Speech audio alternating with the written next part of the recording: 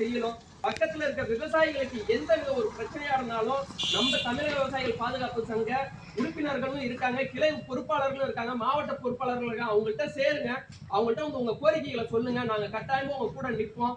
உங்களை யாரு மிரட்டினாலும் சரி, கட்ட சொல்லி எந்த அழுத்தம் கொடுத்தாலும் சரி, நாங்க உங்க கூட இருக்கோம், போராடுவோம் கடைசி வரையும். எந்த பயமும் இல்லாம நாங்க கட்ட மாட்டோங்கிறத உறுதியா சொல்லுங்க. முதல்வர் கொடுத்த வாக்குறுதியை நீங்க நிறைவேற்றுங்கன்னு மட்டும் சொல்லுங்க, வேற எதுவுமே பேசணும்.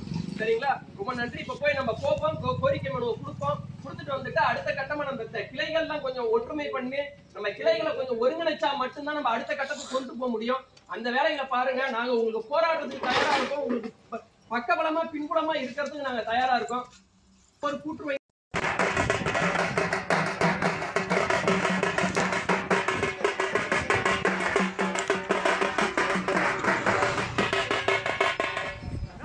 விவசாயிகளை நடுத்தரையில் நிற்க வைத்திருக்கிறார்கள்.